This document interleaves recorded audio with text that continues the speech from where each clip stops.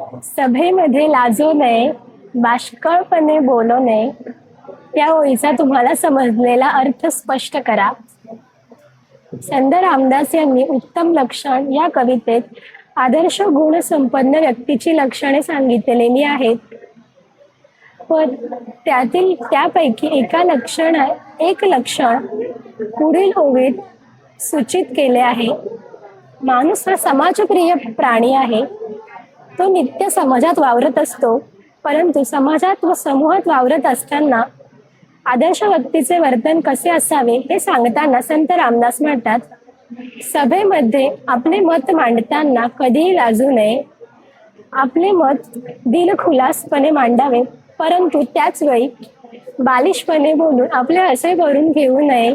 निरर्थक वक्तव्य करू नये व आपले हसे होईल असे कोणतेही शब्द आपल्या तोंडातून उच्चारू नयेत. हे एक मर्मग्राही पुरुषाचे उत्तम लक्षण आहे.